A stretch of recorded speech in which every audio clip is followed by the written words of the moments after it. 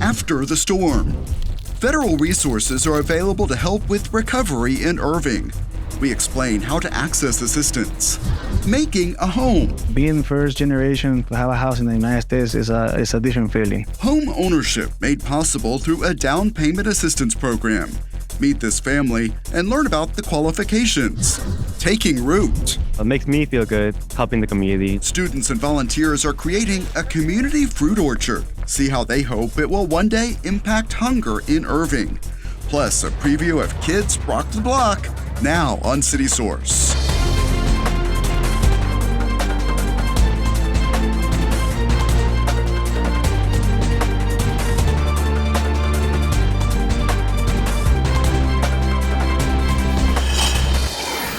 Improvements at the Jackie Townsell Bear Creek Heritage Center are complete, and it's just about ready for visitors. Hello and welcome to City Source. I'm Thomas Gandy. We will tell you when you can get your first look inside coming up, but we begin with a follow-up to the March 4th severe weather. The U.S. Small Business Administration is offering low-interest disaster loans to homeowners, renters, businesses, and nonprofits that sustained damage during that storm. Since many apartment units were impacted, we'll highlight this fact. Renters may apply for loans up to $100,000 for personal property losses. That includes vehicles. Lending.sba.gov has more specifics and an application. Small Business Administration reps opened a disaster loan outreach center at Lively Point Youth Center to help people through the process. That outreach center is expected to remain open weekdays through April 11th. Walk-ins are welcome, or you can schedule an appointment online. And we have an update after a tornado associated with that storm caused extensive damage at the Irving Police Department's Family Advocacy Center. Irving City Council approved a one-year lease that will allow for a temporary relocation of the FAC while repairs are underway. The new offices will be located in the 500 block of East John Carpenter Freeway. We'll let you know when the team moves in and all services resume. An Irving family achieved the dream of home ownership. That dream became a reality thanks to a federal program offered through the City of Irving. And in this case, the recipient is someone especially familiar with how some city programs operate. Let's meet him. City of Irving, this is Miguel. In his role as graduate engineer with the City of Irving, Miguel Elizondo reviews projects with a major goal in mind. The most important thing as a drainage engineer is keep the city not getting flooded. Important work, but that's not what this story is about. Hi everyone, my name is Miguel Elizondo and welcome to my home. He just moved into this Irving home She is 5 months. that he shares with his growing family. It's hard to explain, but it's very, very emotional from the inside. And being first generation to have a house in the United States is a different feeling. A feeling made possible after he qualified for the City of Irving's Down Payment Assistance Program. It's a HUD-funded program for low to moderate income families, but it is also for first-time home buyers as well. We have funding for up to $50,000 for first-time home buyers. Hello, good to see you. Just a couple of days after the Elizondos moved in, members of Irving's community development team stopped by to, of course, meet Gabriella. I'm ready for my new house.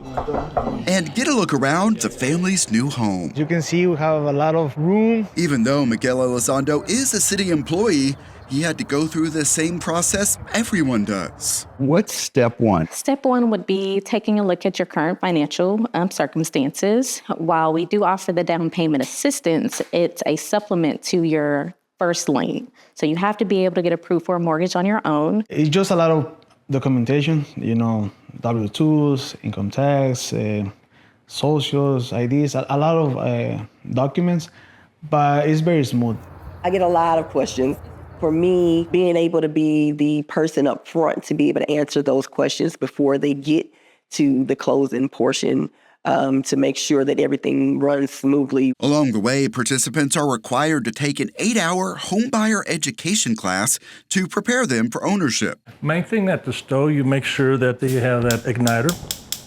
A detailed home inspection comes later in the process. What I do is make sure that the house is safe from the electrical to the plumbing. Our team is an expert in the down payment assistance program. The lenders we work with are experts in the funding, and together we make it as smooth as possible for the client. Maybe plant a big tree here and another one here so I can have some shade in front of the yard. Everything comes together, making for a safe and happy home where the Elizondos will no doubt make many memories. I want her to be running in the backyard.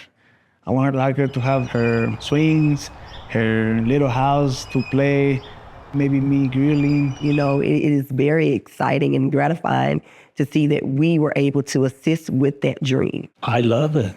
Please invite me to the quinceañera. A dream of home ownership made possible with help from the City of Irving's Down Payment Assistance Program. This is the place I want to stay. Good for them. And there is an application on the city website, and additional information is available by calling Housing and Redevelopment at 972-721-4800. Irving City Council District Places 1, 2, and 7 will be on the ballot for the May 3rd general election. Here are the names of the candidates in the order they will appear on the ballot. A drawing determines that order. In single-member District Place 1, the candidates are John Block and Tony Grimes. In at-large District Place 2, the candidates are Vicky Aquini-Oduke, David Pfaff, Mark Zeski, and Sergio Porras. And in single-member District Place 7, the candidates are Adam Muller and Priscilla Vigliante. Here are the dates to keep in mind. Early voting runs April 22nd through 29th. Election Day, as I mentioned, is May 3rd. A district map, candidate information, and voting locations are at cityofirving.org/elections. The city secretary's office can answer election questions at 972-721-2493. An idea for the future is taking root thanks to some hardworking students along with some grant money. We got to see the start of a community fruit orchard and learned how it will make a difference. It's very gratifying. Outside Nimitz High School, We all get to work together. beyond the end zone, something is starting. Students are creating a community fruit orchard. We plan on giving back to the community with our fruits. The hope is that the students will actually make all these trees, help them flourish, so that way we can actually donate to the local food banks, churches, and have community members out to learn how to pick their own fruits. East Texas A&M facilitated a grant to fund this project. Nimitz was one of the high schools that took a really strong interest, so they became a grant partner in our proposal, and this was their idea to do the orchard. I'm actually at East Texas A&M majoring in agriculture science. But her roots are in Irving. Melissa Cruz Peraza was an ag student here at Nimitz when this garden was just a seed of an idea. Being able to give back here and see this program really grow, it really touches my heart. She is among a group of volunteers taking steps to get this garden going. We were brought in as the sort of community orchard fruit experts, helping people learn how to grow, because that's not a practical skill that everyone in the urban environment learns. It's what you call, Michael, a bare root. They are getting lessons and having some laughs as they plant quite a variety. We've actually got 3 full-size pecan trees. See, this one right here we're planting is a peach tree. Then we have strawberries, persimmons over there, Pears. we have figs, Down there, some blueberries. and goji berries. And when I heard that, I was like, huh? So goji berries came up in media a while ago as this health food, with a lot of antioxidants. Similarly, but in between these two goals. It will take some time for everything in this orchard to mature. What we're doing today is more of a long-term investment. What we really want them to take from this is the fact that hard work brings reward. In a few years, everyone will be able to enjoy the fruits of this labor. It makes me feel good helping the community. It's a great experience. Annual time of day watering restrictions start April 1st. If your address ends in an odd number, irrigation is allowed on Sundays and Wednesdays. If your address ends in an even number, Tuesdays and Saturdays are your days to water. Irrigation is not allowed between 10 a.m. and 6 p.m. because that's when evaporation rates are highest. Those time of day restrictions continue through October 31st. More details at cityofirving.org/water utilities. We also want to mention that Irrigation 101 workshops are coming up. The course covers irrigation methods, simple repairs, and common issues that may help you save money and water. You see the dates and locations on the screen. cityofirving.org/irrigation101 is where you can register. Documenting decades of history and after years of improvements, the Jackie Townsell Bear Creek Heritage Center is ready for its grand reopening. A celebration is set for April 26th. Here to tell us about that and so much more is Jen Landry, Director of Museums for the City of Irving. Thanks so much for coming back on the program. And thanks for having me. Of course, and we'll get to that celebration in a second, but first give us that history lesson, a recap of the significance of this site and the structures on it. So the Bear Creek community is one of the oldest freedmen communities in North Texas. And so that means it was an enclave for African Americans, particularly right after the Civil War and up until the Civil Rights Act. It was a safe place for African Americans to live. And so we tell the story of Bear Creek at the site, and we tell the story of the African American experience as well. We've relocated 3 historic structures onto the parkland there, and they're from the community itself, and they were located there in the 1990s and early 2000s. So we've been working on restoring those over the last couple years. Yeah, and we've gotten some occasional updates. That's the video that we're seeing on the screen right now over the past 2 years. Tell us about some of those improvements that are now complete. So we started this project in 2019. It's hard to believe it's been 6 years, but we recognized that there were some significant issues with the structures themselves. They're wooden structures, 100+ years old, and there was drainage issues on the site. So we started with resolving the drainage issues because water and wood don't mix well. And then we had to do complete restorations on the exteriors of all 3 historic buildings. And that meant we had to take everything out of the interiors in order to do the exterior restoration because the windows had to be taken out and of course the siding and stripped down to the studs. And so then we had to redo the exhibition. So it's been a multi-phase project and we're about to reach the end of the last phase. It's so worthy of a celebration for sure. I mentioned April 26th. What can people expect on that day? So, it's a lovely time to be outside in Texas, so we wanted to celebrate spring, and so we're going to do History in Bloom. It'll be a celebration of the reopening of the exhibits and the restoration of the property, but also a chance for people just to gather as a community, which is so important and essential to the Bear Creek community, and just have a family festival, fun family activities, hands-on crafts, and a chance to see the exhibits. Then sometime after that, how will people be able to visit this site and maybe get tours? So we're going to start with a model similar to what we do at the Ruth Payne House Museum, where you'll be able to go online and make a reservation at a designated time and just meet us out there for a tour. One of the other things we did with this restoration was we added exterior signage. There was never any exterior interpretation of the site or the buildings, and so each building now has its own exterior sign that gives some history and background, as well as has a QR code on it, one for how you can make a reservation if you want to have a full-blown tour, or 2, just get more information from the website itself about the site. So even when we're not out there or we're not open, people will be able to learn more about the site. So when this all comes together, what lessons do you hope people leave the site with? We really want people to, 1, understand the importance of the community itself and how that community was so close-knit and really looked out for each other in a time when, they faced a lot of adversity and a lot of challenges in accessing things like running water or, public school systems.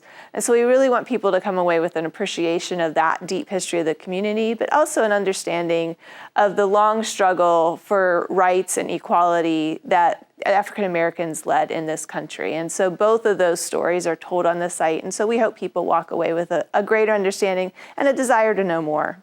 Jen Landry, thanks so much for coming in. Thanks for having me. Of course. And again, the grand reopening is on April 26th, starting at 1 p.m. History in Bloom. The Jackie Townsell Bear Creek Heritage Center is located at 3925 Jackson Street. Celebrate the many cultures of Irving with live music, dance, and food.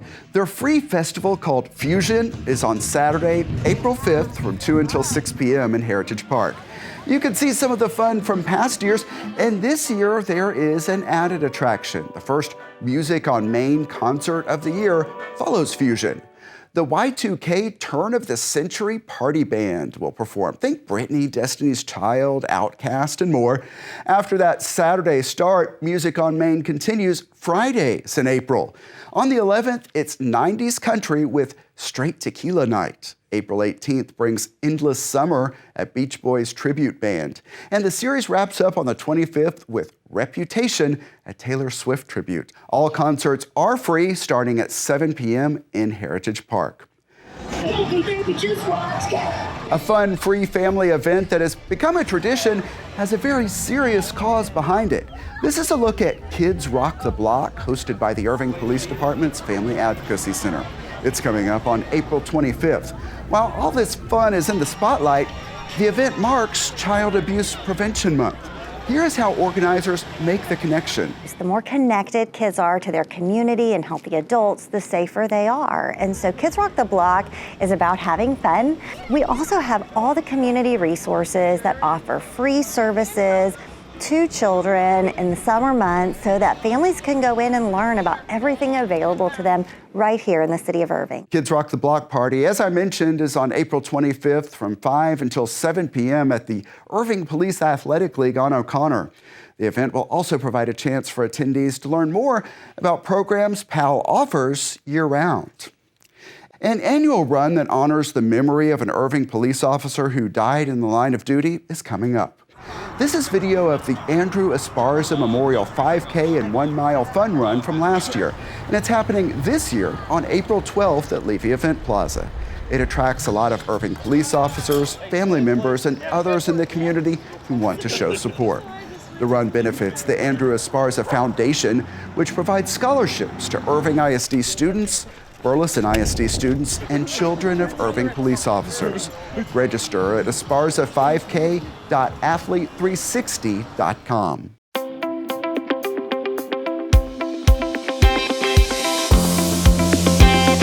Welcome to ICTN's Pets of the Week. And if you're looking for a dog with an Irving connection, we have one. We'll explain why. Welcome to Egan Dobson. Hi. Thanks for being here with us thank you. and showing us Campion, named for the Campion Trail. So tell us all about Campion. Yeah, so Campion is about 14, 15 years old. So 14 or 15, you yeah, say? he almost doesn't look like it other than the powdered sugar little face.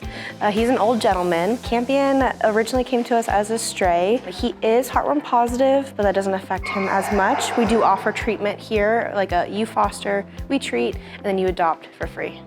Campion is super chill, a candidate for a special program. You have Seniors for Seniors. Tell us how that works. So anybody over the age of 65 can adopt a dog or cat or any pet really, as long as they're 5 years and older for free. So a senior animal can go with a senior person. A good match there. And there's a mega adoption event coming up that you've had success with in the past, and people have a chance to adopt pets and see a wide variety under one roof. Tell me about this opportunity. So we are going to be participating in HSMT's mega adoption event in Dallas, hosted by Petco Love. This year it's going to be 25 plus North Texas shelters in the area, all under one roof. They're estimating about 1,100 pets. Everybody's adoption fee is going to be $25 or less while we're out there.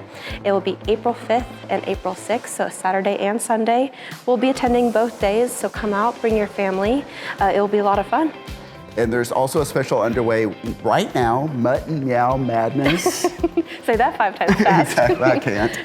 Yeah, everybody's going to be, if they're a year and older, are free to adopt Thursday through Saturday this week. So a number of good opportunities to find an animal for your home. Egan, thanks so much. You're welcome. And you can visit the Animal Care Campus at 4140 Valley View Lane and check out the websites you see on the screen for the latest operating hours and to see more adoptable animals. Pool season will soon be upon us. On the next City Source, see the tough testing that potential Irving lifeguards go through and find out about new opportunities coming to local pools. And we'll have coverage of this year's Irving Marathon, a 2-day event that attracts thousands of runners. Those stories and much more next time on City Source. Here is how to connect with us. Our email address is ictn@cityofirving.org. Our YouTube channel is youtube.com/The City of Irving. We hope you will subscribe and hit that like button on the videos you watch. And we always appreciate when you leave us some positive comments. And you can look for updates on events and initiatives across the major social media platforms at the City of Irving. And that's it for this edition of City Source. Thanks for watching. Stay healthy, and we'll see you next time.